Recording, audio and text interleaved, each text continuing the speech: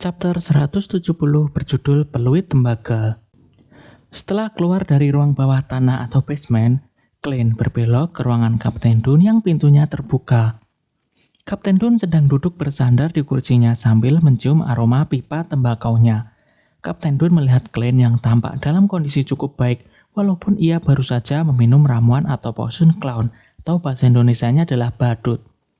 Hal ini sepertinya merupakan keuntungan mencerna potion sepenuhnya dulu sebelum naik sequence.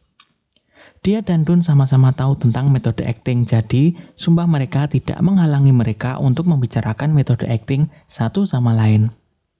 Mereka bisa bertukar pikiran tentang hal itu. Mereka terdiam bersamaan setelah percakapan tentang metode acting. Kemudian Dunn menjelaskan pada Clint kalau Diakon Cashmere telah kembali ke Backland. Ia membawa sepasang bola mata merah yang merupakan sisa-sisa yang ditinggalkan Old Neil setelah meninggal kemarin. Tentu saja Clint bingung kenapa ia membawanya. Dunn lalu menjelaskan kalau seseorang yang telah hilang kendali bukanlah lagi seorang manusia melainkan monster. Dan sisa-sisa tubuh monster yang telah meninggal banyak mengandung kekuatan Beyonder. Saat kekuatan ini tidak bisa dikontrol maka harus disegel. Nah, dari sinilah artefak yang disegel paling sering berasal. Menurut aturan internal Nighthawks, item-item yang ditinggalkan oleh orang yang hilang kendali harus disimpan di tempat lain agar tidak mempengaruhi rekan mereka. Lalu Clint menyadari ada hal yang belum disampaikan oleh Kapten Dunn Smith. Lalu bagaimana jika kekuatan dari sisa-sisa tubuh orang yang hilang kendali itu bisa dikontrol? Mendengar pertanyaan kritis Clint terkait hal itu, Dunn hanya menjawab kalau Clint pasti tak akan mau tahu jawabannya. Kemudian pikiran negatif Clint pun muncul. Ia berpikir jika sisa-sisa tubuh monster bisa digunakan untuk ramuan Beyonder dan orang yang hilang kendali adalah monster juga, maka apakah gereja juga akan menggunakannya sebagai bahan untuk ramuan Beyonder? Menyadari hal ini, perasaan jijik yang kuat muncul dalam benak Clint. Lalu apakah ini juga alasan mengapa gereja menyembunyikan fakta tentang metode acting? Agar banyak anggota hilang kendali dan meninggal, sehingga gereja bisa mendaur ulang sisa-sisa tubuh mereka layaknya seperti spare part. Namun jika gereja melakukan hal ini, akan membuat anggota eselon atas akan menolak dan membelot dari gereja. Clint semakin bingung. Melihat ekspresi Clint yang muram, Dunn menenangkannya dan mengganti topik pembicaraan. Singkat cerita, Clint keluar meninggalkan perusahaan keamanan Vectron. Sebenarnya sesuai aturan, Clint mendapatkan dispensasi untuk istirahat di rumah setelah minum potion. Namun ia memanfaatkan hal ini untuk menemui Tuan Azik. Singkat cerita, Clint telah sampai di rumah Tuan Azik. Ia dipersilakan masuk dan mereka berbicara di ruang tamu. Clint menjelaskan tentang ramalannya tentang kejadian di kota Morse tempo hari. Kejadian yang sengaja dibuat oleh Tuan Azik atas permintaan Clint. Ramalan Clint menggambarkan tentang penampakan berbentuk piramida terbalik yang mengarah pada dewa kematian atau keturunan dari kematian. Penjelasan Clint itu membuat Tuan Azik sedikit merasa familiar, namun masih belum berhasil mengingat memorinya yang sebagian besar hilang. Pada kesempatan ini juga Tuan Azik menyampaikan pada Clint kalau ia akan meninggalkan Tingen untuk sementara waktu dan pergi ke Backland. Karena orang di balik layar atas semua kebetulan ditakdir Clint, sekaligus yang mencuri tengkorak kepala dari jasad anak Tuan Azik, akan sangat waspada jika Tuan Azik masih berada di Tingen. Dan akhir-akhir ini tidak melakukan apapun dan tak meninggalkan jejak apapun. Sekaligus Tuan Azik ingin mencari jejak masa lalunya di Backland. Keadaan Tuan Azik ini mungkin bisa membuat pelaku di balik layar tadi akan lengah dan melakukan aksinya kembali lalu meninggalkan jejak. Karena itu Tuan Azik memberikan Clint peluit tembaga jika ingin menyampaikan surat atau pesan. Sebelum ia menyerahkan itu ke Clint, Tuan Azik mendemonstrasikan dulu cara menggunakan peluit itu. Tuan Azik kemudian meniup peluit itu. Seketika muncul sesosok makhluk. Tubuhnya terbuat dari tulang belulang putih dan ada api gelap yang menyala di rongga matanya. Tingginya hampir 4 meter dan menjulang di atas Clint yang tingginya bahkan tak mencapai 175 cm. Tidak ada yang terdengar, tetapi Clint tiba-tiba merasakan kesuraman dan kedinginan. Clint mengertakkan geram kirinya untuk masuk ke mode Spirit Vision. Ia melihat tulang-tulang putih samar berhamburan dari lantai satu demi satu membentuk air mancur yang aneh. Setelah beberapa detik, muncullah sesosok monster ilusi di ruang tamu. Saat itu, ia menyaksikan kepala monster itu hampir menembus langit-langit. Glenn tiba-tiba berpikir, Tuan Azik, bukankah utusan pengantar pesanmu agak terlalu berlebihan? Azik sama sekali tidak setuju dengan pemikiran Glenn itu. Ia tersenyum kemudian berkata, setelah kau memberikan surat itu kepadanya, tiup peluitnya lagi untuk mengakhiri pemanggilan. Lalu ia akan mengirimkan surat itu padaku dengan sangat cepat, secara rahasia. Setelah itu, Azik melemparkan peluit tembaga tua itu ke arah Glenn. Glenn mengelurkan tangan kanannya dan menangkapnya dengan akurat. Ia merasakannya dingin namun lembut. Karena telah meminum ramuan clown, refleks Glenn lebih bagus sekarang dan bisa menangkap peluit itu dengan akurat. Glenn kemudian mengusap peluit itu dan meniupnya. Seketika, tanpa suara, utusan raksasa itu hancur berkeping-keping. Tulang-tulang putih yang samar-samar terbenam di bawah lantai. Di tempat lain, di Sungai Tusok mengalir melintasi Backland dan pelabuhan-pelabuhan yang tersebar di sekitarnya. Arthur Wilson, yang mengenakan jubah panjang pendeta gereja Lord of Storm atau bahasa Indonesianya adalah sang penguasa badai. Saat ini ia berjalan perlahan turun dari kapal penumpang. Ia melihat orang-orang berjalan lalu lalang di sekitar pelabuhan dengan banyak sekali pekerja pelabuhan yang berkeringat di bawah terik matahari. Suasananya ramai dan bising. Lalu ia berkata, lama tak jumpa Backland, gumam Elger dalam hati. Selanjutnya kita masuk ke chapter 171 yang berjudul promosi dan kenaikan gaji. Setelah meninggalkan kediaman Tuan Azik, Glenn kembali ke rumahnya di jalan Daffodil Street. Di rumahnya hanya ada Bella, asisten rumah tangga barunya yang sedang fokus membaca koran di ruang makan. Bella terkejut melihat Glenn yang pulang. Ia takut akan dimarahi karena membaca koran orang lain. Glenn yang belum terlalu terbiasa dengan kehadiran ART di rumahnya justru memuji kebiasaan Bella itu dan mengatakan kalau membaca adalah kebiasaan yang baik. Glenn memiliki impresi yang baik terhadap Bella. Meskipun ia sedikit ceroboh dan jelas tidak terbiasa dengan dapur, ia menunjukkan kemauan untuk belajar. Walaupun dari kalangan bawah, Bella bisa baca tulis. Ia suka membaca koran tapi tidak punya banyak kesempatan untuk membacanya di masa lalu. Glenn mempersilahkan Bella untuk bebas melakukan apapun yang ia suka termasuk membaca koran. Selama pekerjaannya beres. Glenn lalu naik ke lantai 2 untuk masuk ke kamarnya. Ia tiba-tiba menyadari bahwa kondisi keuangannya cukup baik setelah menjadi sekuens 8 clown atau bahasa Indonesianya adalah badut. Hal itu dikarenakan tidak ada pengeluaran besar untuk saat ini. Ia hanya perlu mengeluarkan 2 soli untuk transportasi selama menyelidiki rumah-rumah bercerobong asap merah. Dan untuk bahan-bahan yang perlu dibeli sesekali. Klaim untuk bahan-bahan tersebut hampir selalu dapat diajukan ke Nighthawks. Dan ditambah lagi 300 pound yang ada di akun bank anonimnya dari Nona Justice. Di dalam kamar, Glenn melakukan cogitation untuk mengurangi efek negatif dari mengkonsumsi potion clown atau badut. Pukul 3 sore harinya, Glenn berlatih bela diri bersama Gawain. Gawain si pirang berambut cepak itu mengerutkan kening saat menyaksikan Glenn yang perlahan-lahan terbiasa dengan gerakan-gerakan bela dirinya. Dari gerakan seorang pemula menjadi gerakan seorang ksatria yang telah berlatih selama 6 bulan. Semua ini terjadi hanya dalam rentang waktu 40 menit. Ia meminta Glenn untuk berhenti dan mengamatinya sejenak. Ia tak kuasa menahan diri untuk bertanya. Apa yang terjadi? Glenn sudah menyiapkan alasan untuk ia sampaikan. Ia siap mengaitkan kemampuannya yang telah meningkat ini dengan hal-hal ilmiah, namun sebelum Glenn sempat menjawab, Gawain menambahkan, kau tak perlu menjawab jika itu merepotkanmu. Gawain telah bekerja sama dengan kepolisian cukup lama, jadi sedikit banyak ia telah mendapatkan kabar tentang Glenn. Melihat Glenn yang sudah mahir dengan gerakan bela diri dengan tangan kosong, Gawain menjelaskan kalau untuk bisa terjun di pertarungan yang sebenarnya, ia masih butuh waktu 2 atau 3 minggu lagi. Ditambah lagi, ada latihan untuk menguasai senjata seperti tongkat, cambuk, belati, dan bayonet. Jadi kurikulum bela dirinya masih belum selesai. Keesokan harinya, pada hari Minggu pagi, Glenn masuk ke perusahaan keamanan Blackthorn dan menuju ke ruangan Kapten Dunn. Kapten Dunn menjelaskan pada Glenn kalau pangkatnya di kepolisian naik karena ia telah naik ke sekuens 8 dan gajinya pun naik dari yang awalnya 6 pound per minggu menjadi 10 pound per minggu. Gaji ini tergolong besar di dunia ini. Gaji mingguan sebesar 10 pound ditambah dengan bonus-bonus berarti gaji tahunannya sekitar 540 pound. Bahkan wakil presiden bendahara kerajaan Lone Kingdom hanya mampu menghasilkan 700 pound setahun sebelum dipotong pajak. Jadi kira-kira 640 pound setelah pajak. Mungkin bisa lebih rendah.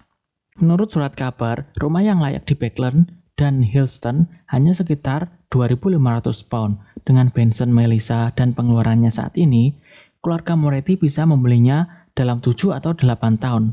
Mampu membeli sebuah bungalow di pusat ibu kota hanya dalam 7 atau 8 tahun dengan usaha sendiri, membuat Clint bahagia. Clint bangkit dan mengucapkan selamat tinggal. Ia segera berjalan ke ruang bawah tanah dan berjaga di gerbang Canis. Sebelum pukul 10 pagi, ia tiba-tiba mendengar seseorang mendekati gerbang Canis. Tak lama kemudian, Dunn muncul di pintu. Ia berkata, "Ada kasus yang membutuhkan bantuanmu."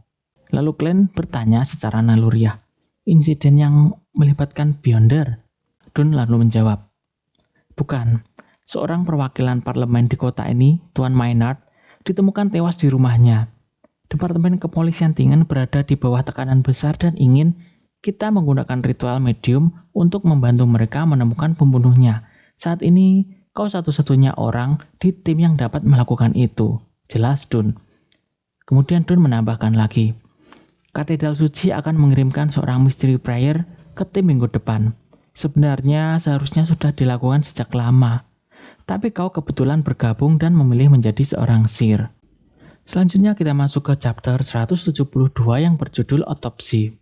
Perkiraan Tuan Maynard meninggal di rumahnya tadi malam adalah antara pukul 9 dan 11. Jika waktu meninggal lebih dari 15 menit, informasi yang bisa diperoleh akan berkurang drastis. Jika lebih dari 1 jam, hanya akan ada sedikit informasi yang tersisa. Jika lebih dari sebulan, kemungkinan besar kontak dengan arwah orang mati akan gagal. Secara teori, seorang Beyonder selama spiritualitasnya ditingkatkan, hal-hal seperti spirit vision atau penglihatan roh, ramalan, dan sihir ritualistik dapat dipelajari, terutama bagi para Beyonder dari sekuens jalur Sleepless yang dikenal dengan spiritualitasnya yang tinggi. Namun pada kenyataannya, perbedaan kemampuan antar berbagai jalur sekuens tersebut sangat jelas. Dunn Smith dan Leonard Michel telah mempelajari spirit vision atau penglihatan roh, tetapi mereka hanya dapat melihat warna putih samar atau biru muda dengan aura orang lain. Mereka tidak dapat membedakan secara tepat warna-warna aura dari anggota tubuh. Tentu saja mereka dapat melihat hal-hal spiritual dengan spirit vision, tetapi melakukannya tidak seefektif menggunakan persepsi spiritual mereka. Hal itu juga menyebabkan masalah, di mana para Beyonder dari sekuens Sleepless atau bahasa Indonesianya adalah tanpa tidur, Midnight Pod atau bahasa Indonesianya adalah penyair tengah malam, dan Nightmare atau bahasa Indonesianya adalah mimpi buruk, tidak menikmati mengaktifkan spirit vision-nya. Demikian pula, jika mereka mau, mereka juga dapat mempelajari pendulum arwah, dowsing, ramal mimpi, dan sebagainya seperti yang Clint lakukan. Namun tingkat keberhasilan mereka akan sangat rendah, begitu juga dengan sihir ritualistik. Karena hal itu, kasus ini diserahkan kepada Clint. Kebetulan Inspektur Tolle yang pernah bekerja sama dengan Clint saat menyelesaikan masalah Sir Deweyville tempo hari juga bertanggung jawab untuk kasus ini dan dia sudah menunggu Clint di resepsionis. Clint pun segera berganti pakaian menggunakan seragam kepolisian yang terdapat lambang bintang 2 berwarna perak, menandakan pangkatnya yang telah naik sekarang. Serta ia mengenakan topi dengan lambang lencana kepolisian di bagian atas topi polisinya. Clint segera menemui Inspektur Tolle. Inspektur Tolle tentu saja terkejut melihat pangkat Clint yang sekarang sudah sama dengannya. Mereka berbincang sejenak, bercanda sejenak, lalu segera menuju ke TKP. Tubuh Tolle yang besar dan tubuh Clint yang biasa saja membuat penampakan yang sangat kontras. Clint menganggap Tolle mirip beruang, karena bukan hanya tubuhnya, telapak tangannya pun juga besar. TKP-nya adalah kediaman Maynard yang berupa bungalow di wilayah Golden Indus, dikelilingi oleh kebun dan ladang. Terdapat kandang kuda, air mancur, dan jalan setapak lebar yang terbuat dari semen. Clint mengenakan topinya yang berlambang polisi dan mengikuti Inspektur Tolle. Mereka melewati pita polisi dan memasuki rumah 2 lantai di bawah tatapan setiap polisi yang hadir. Di ruang tamu terdapat 2 orang pria yang adalah inspektur masa percobaan dan 4 wanita yang sedang berbicara dengan orang-orang satu persatu untuk mengumpulkan keterangan. Glenn melihat sekeliling dan melihat banyak pria bertuxedo dan beberapa wanita bergaun glamor dan topi kasa kotak-kotak. Mereka adalah tamu yang menginap di sini. Tolle menjelaskan dan menuntun Glenn naik tangga langsung ke lantai 2. Sepanjang perjalanan, ketika para polisi yang sedang memeriksa ruangan melihat keduanya, mereka menunjukkan ekspresi hormat tanpa menghentikan Glenn dan Tolle. Mungkin itu efek dari tanda pangkat inspektur di baju Glenn. Glenn dan Inspektur Tolle memasuki kamar tamu, tempat mayat Maynard ditemukan. Inspektur Tolle pun meninggalkan Glenn di dalam ruangan itu sendiri. Setelah mengunci pintu dan memakai sarung tangan putih, ia berjalan ke sisi tempat tidur dan melihat sprei merah tua yang berantakan tak biasa. Mayat yang terbaring di atasnya ditutupi kain putih. Istri dari Maynard dan kedua anaknya tak percaya dengan Maynard yang meninggal karena penyakit. Dan lagi, Maynard meninggal dengan keadaan telanjang bulat. Istrinya tidak ditinggal akhir-akhir ini. Ia pergi ke Backlund untuk menghadiri pesta dansa yang sangat penting. Dia adalah pemimpin sebuah partai baru. Ia adalah putri dari seorang dewan perwakilan rakyat. Ia masih dalam perjalanan kembali ke Tingen dengan lokomotif uap. Ia menggunakan telegram untuk menyampaikan pendapatnya tentang masalah ini. Glenn menarik kain putih itu tanpa rasa takut dan menatap tubuh anggota parlemen Maynard. Pria itu berusia 40-an, rambut pirangnya dipangkas pendek, dan ekspresinya menunjukkan campuran rasa sakit dan bahagia.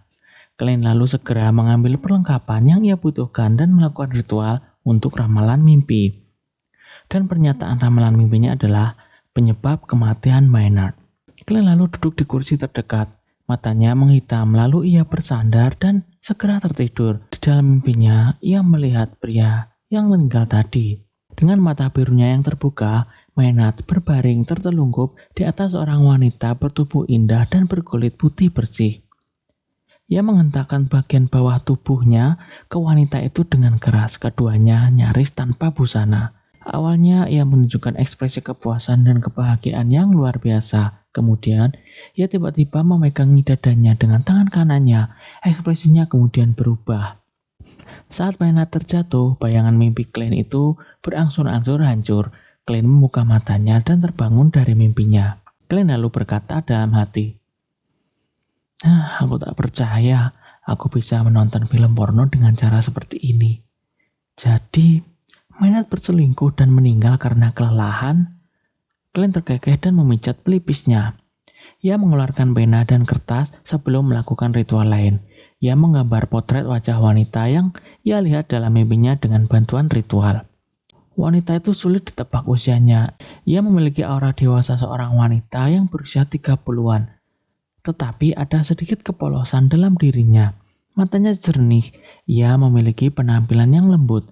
Glenn pun menghilangkan dinding spiritual dan berencana keluar dari kamar. Namun tiba-tiba ia mendengar suara geraman yang menggema. Seketika ia merinding di tempat. Glenn lalu menoleh ke arah tempat tidur dan melihat Maynard mencengkeram sprei merah tua begitu erat hingga urat-urat di punggung tangannya keluar. Dengan desisan, anggota parlemen yang meninggal antara pukul 9 dan 11 malam itu tiba-tiba duduk. Air liur menetes dari sudut bibirnya. Ia membuka lebar matanya yang kosong. Selanjutnya kita masuk ke chapter 173 yang berjudul Zombifikasi.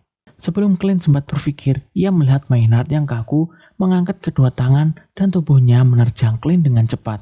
Dulu saat reaksinya masih lambat, dalam situasi mendadak dan tak terduga seperti ini akan membuatnya sulit menghindar. Sekalipun ia menyadari serangan itu terlebih dulu, ia pasti harus berguling menjauh untuk menghindari mayat yang bergerak cepat itu. Namun kali ini berbeda.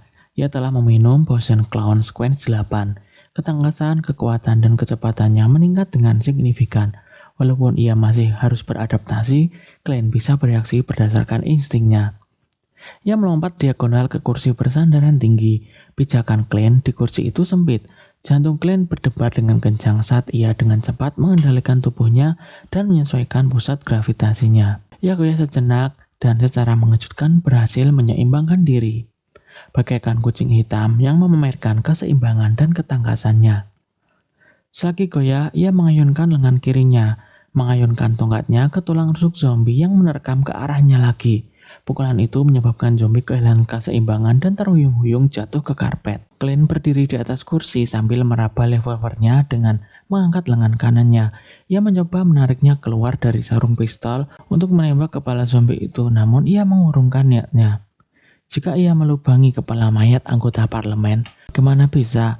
Ia mencari alasan nantinya saat ditanya. Ia lalu mengambil charm requiem-nya, kemudian mengalirkan spiritualitasnya ke charm itu, lalu mengucapkan mantra Crimson dalam bahasa Hermes untuk mengaktifkan charm itu. Saat mantra bergema di ruangan, jimat itu mulai melepaskan aura yang mendamaikan. Clint segera melempar charm itu ke arah zombie Maynard yang sedang berusaha berdiri. Api biru dingin muncul menyelimuti lempengan seketika itu. Begitu charm itu mengenai zombie Maynard, aura hitam yang tenang dan lembut menyebar dengan cepat, melenyapkan kecemasan dan kekhawatiran arwah dan jiwa yang tidak tenang. Maynard, sang zombie, berhenti di sana, matanya menatap kosong ke tanah. Air liurnya menetes ke karpet. Clint merasa lega karena sepertinya sudah selesai, namun tiba-tiba Maynard kembali mengerang. Tatapan kosongnya tertuju pada saku kiri seragam polisi Clint. Sial, Clint bersumpah serapah. Lalu ia segera mengambil charm tidur dari sakunya. Dengan mata Crimson dalam bahasa Hermes, ia mengaktifkan dan melemparkannya ke arah zombie itu. Api merah gelap menyelimuti zombie Maynard. Zombie itu pun tertidur tak bergerak. Segera setelah itu, Clint membuat dinding spiritualitas dalam ruangan itu, menyiapkan bahan-bahan ritual, dan melakukan ritual pemurnian. Kemudian angin tengah malam seolah berhembus di balik dinding spiritualitas itu. Selubung tipis uap hitam mulai mengepul dari zombie Maynard. Ketika semuanya tenang, Clint menggunakan spirit vision-nya dan ramalannya untuk berulang kali memastikan bahwa zombie itu tidak akan bangun lagi. Setelah melihat hasilnya, kekhawatirannya mereda. Ia mengakhiri ritual, melenyapkan dinding spiritualitasnya. Melihat tubuh Maynard yang tergeletak di karpet ruangan itu, ia penasaran mengapa Maynard bisa menjadi zombie. Setelah menganalisa lebih jauh, zombie Maynard mengincar satu kiri Clint yang di dalamnya terdapat peluit dari Tuan Azik. Lalu Clint membuat ramalan singkat apakah kebangkitan Maynard menjadi zombie itu karena peluit itu, dan jawaban dari ramalan itu adalah iya. Tuan Azik tidak memberitahu Clint tentang hal ini. Setelah selesai, Clint membuka kunci pintu, Inspektur Tolle pun masuk. Inspektur Tolle penasaran apa yang terjadi di dalam. Clint lalu berkata sambil bercanda kalau Maynard bangkit dan ingin memberikan pelukan kasih sayang. Clint lalu menceritakan hasil ramalan mimpinya dan memperlihatkan potret wanita yang telah ia gambar menggunakan bantuan spiritualitasnya. Tolle segera mengenali wanita itu. Dia adalah Madame Sharon. Madame Sharon adalah janda tercantik di kota Tingen. Ia adalah wanita yang paling dicari di kalangan sosial. Ia adalah istri kedua Baron Hoy, tetapi sayangnya menjadi janda. Ia disambut oleh banyak pedagang dan bangsawan kaya baru. Seseorang yang dapat diundang ke jamuan makan oleh partai konservatif maupun partai baru. Dikabarkan bahwa ia dan anak tirinya, Baron Hoy saat ini, memiliki hubungan bersahabat dengan banyak bangsawan dan pegawai negeri sipil senior di Backland. Ia seorang wanita yang berpengaruh. Terkait Clint yang memukul tubuh Maynard, ia menyerahkan hal itu pada Tolle untuk menyelesaikannya jika dimintai penjelasan. Tolle pun bersedia walaupun agak sedikit terkejut. Selanjutnya kita masuk ke chapter 174 yang berjudul Madame Sharon. Lalu setelah itu, Clint berencana untuk pulang karena ia kelelahan setelah menggunakan spiritualitasnya. Selain itu, ia merasa interogasi bukanlah tugasnya. Namun Tolle menghalangi Clint karena ia takut Maynard akan bangkit lagi. Akhirnya Tolle menyiapkan ruangan yang sunyi untuk Clint beristirahat di lantai 2. Ruangan itu adalah salah satu kamar di rumah itu. Clint pun segera menuju ke kamar itu untuk beristirahat. Ia merasa belum terlalu bisa mengontrol kekuatan barunya, sehingga spiritualitasnya cepat sekali terkuras. Setelah memulihkan diri, Clint membuat ramalan singkat dengan koinnya. Apakah kematian Maynard dikarenakan pengaruh kekuatan supernatural? Dan jawaban dari ramalan Clint itu adalah tidak. Karena itu, Clint menduga penyebab kematian Maynard adalah karena kesenangan orgasme. Selama Clint beristirahat, Inspektur Tolle memanggil Madame Sharon ke kediaman Maynard untuk diinterogasi. Dan setelah selesai menginterogasi, Tolle menemui Clint di kamar di lantai 2. Inspektur Tolle mengatakan pada Clint kalau menurut kesaksian Madame Sharon, dia dan Maynard di bawah pengaruh alkohol pada saat itu dan tidak bisa mengendalikan diri. Ketika ia tahu Maynard meninggal karena serangan jantung, Ia sangat ketakutan sehingga ia kabur dari kamar setelah merapikan diri. Ia kemudian bersembunyi di kamar tamunya. Polisi tidak punya cukup alasan untuk mengajukan tuntutan kepadanya saat ini, jadi polisi terpaksa melepaskannya sambil membatasi sebagian besar kebebasannya dan masih harus menunggu hasil otopsi. Kemudian Clint dan Tolle turun ke lantai 1. Saat itu, ia mendengar istri dari Maynard berteriak dan sangat marah pada para polisi yang ada di sana. "Kenapa kalian tidak menangkapnya? Dia pembunuh. Aku ingin menuntutnya. Dan aku ingin menuntut kalian semua atas kelalaian tugas. Aku akan menyewa pengacara terbaik untuk menuntut kalian." Clint melihat seorang wanita parubaya yang anggun dan cantik sedang menatapnya dengan marah. Meskipun ada dua pria muda yang memegangi lengannya, ia terus berteriak dengan marah. Clint berkata dalam hati, "Itu gaun kerajaan yang sangat trendy di Backlund tahun ini." Setelah sering membaca majalah Ladies Aesthetic, pikiran pertama yang terlintas dalam benak Clint adalah sesuatu yang tidak berhubungan dengan situasi tersebut. Ia kemudian melihat beberapa pria melindungi seorang wanita di belakang mereka. Wanita itu mengenakan gaun hitam yang panjang, kulitnya putih dan mulus, rambutnya seperti air terjun dan berwarna kecoklatan. Matanya pun coklat. Ia tampak takut, gelisah, dan menyedihkan. Hal itu membuat orang-orang ingin melindunginya tanpa sadar. Madam Sharon?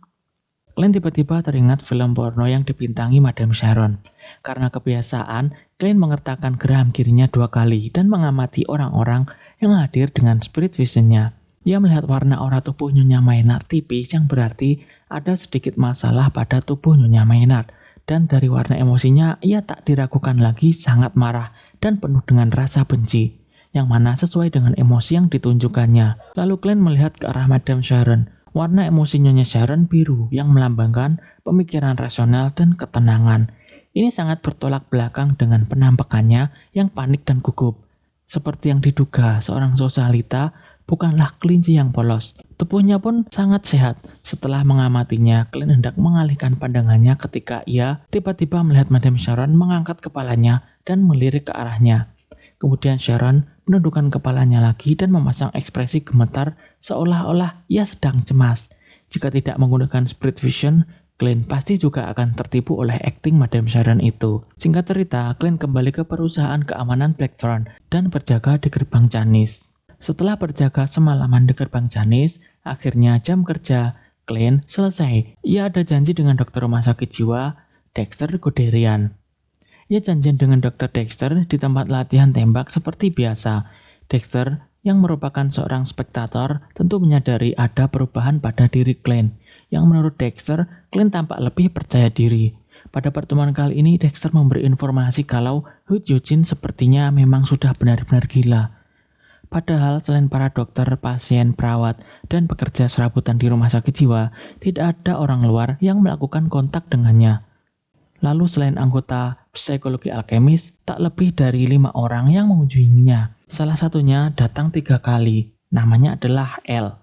Namun menurut Eugene, L adalah nama samaran, dan nama aslinya adalah Lanevus. Selanjutnya kita masuk ke chapter 175 yang berjudul Deduksi. Mendengar nama Lanevus, Clint tentu saja terkejut. Ia adalah penipu yang membawa kabur uang investasi orang-orang dengan total 10.000 pound. Dia adalah penipu yang memanfaatkan tubuh dan perasaan perempuan tak berdosa. Ia menghamili tunangannya lalu kabur. Bagi yang lupa, tunangannya adalah Megas ya. Oke, lanjut. Fakta bahwa ia mengenal Hood Eugene dan mengunjunginya 3 kali di rumah sakit jiwa, kemungkinan besar Lanevus berada dalam lingkaran para Beyonder juga. Atau mungkin bahkan dia sendiri adalah seorang Beyonder. Clint lalu tiba-tiba teringat nama sebuah ramuan Beyonder, yaitu dari jalur Marauder atau bahasa Indonesianya adalah perampok, sequence 8-nya Swindler atau bahasa Indonesianya adalah penipu. Para Beyonder yang mencari kesenangan dengan cara menipu orang lain. Lanevus terakhir mengunjungi Hood Eugene adalah awal Juli. Kejahatan Lanevus awal Juli belum terbongkar dan ia belum meninggalkan Dingen pada saat itu. Hood Eugene adalah sequence 7 psikiatris. Psikiatris tidak akan pernah mengungkapkan sesuatu yang penting tanpa sengaja. Fakta bahwa Hood Eugene mengungkapkan nama Lanevus membuat Clint semakin bertanya-tanya apakah ia sengaja mengungkapkan nama itu untuk memberikan peringatan ataukah meminta bantuan petinggi psikologi alkemis. Menurut Dr. Dexter, ia telah melaporkan hal ini pada psikologi alkemis. Namun reaksi mereka tampak aneh. Mereka memang mengirim wakil sebagai penghubung. Namun setelah dijelaskan setiap detailnya termasuk nama Lanevus, tidak ada lagi balasan dari para petinggi seolah-olah mereka sudah menyadari sesuatu. Dengan kondisi Hyojin yang seperti ini, ia berisiko mengalami hilang kendali. Setelah Clint dan Dr. Dexter berbincang-bincang, mereka meninggalkan klub menembak. Clint kembali pulang ke jalan Daffodil Street. Saat masuk ke rumah, ia melihat adiknya, Melissa, duduk di sofa. Ia tidak sedang membaca atau mengotak-ngatik komponen mesin. Ia hanya menatap kosong ke depan. Seolah kehilangan jiwanya, Clint mengertakkan geram kirinya 2 kali dan melihat Melissa dengan mode spirit vision-nya. Dari auranya, ia tampak sehat dan sedang ceria, tidak malnutrisi seperti sebelumnya. "Ada apa?" tanya Clint. Lalu Melissa menjawab, "Bella merekomendasikan cara keluarganya menyiapkan sarapan di rumah. Katanya sangat lezat. Aku setuju untuk membiarkannya mencobanya pagi ini." "Metode apa itu?" tanya Clint yang merasakan firasat buruk. "Memasak semua sisa makanan dalam panci, lalu menambahkan air dan roti," ulang Melissa dengan lirih. Ini resep standar untuk makanan yang asal-usulnya tak diketahui." Clint mencubit dahinya. "Lalu, kita seharusnya tidak membuang-buang makanan." Melissa menggigit bibirnya dan mengangguk. "Melissa, aku merasa kau sedang mempertanyakan kehidupan." Clint berdeham lalu menahan keinginannya untuk tertawa, dan ia bertanya, "Di mana Benson?" Saat itu Benson keluar dari kamar mandi sambil membawa korannya. Mereka bertiga lalu saling bertukar kata. Clint lalu memberitahu mereka kalau ia lolos tes dari salah satu departemen kepolisian dan gajinya naik menjadi 6 pound per minggu. Ia tak mengatakan kalau gajinya 10 pound per minggu karena ia ingin menabung untuk dirinya sendiri juga. Setelah itu Clint tidur hingga pukul 11:30 siang. Setelah makan siang bersama Benson dan Melissa, ia melanjutkan misinya mencari di semua rumah bercerobong asap merah. Saat larut malam tiba, ia pulang dan menyegel kamarnya dengan dinding spiritualitas, lalu bersiap untuk mencoba ritual pemanggilan pengantar pesan dari Sequence 6 Spirit Gate Madame Deli.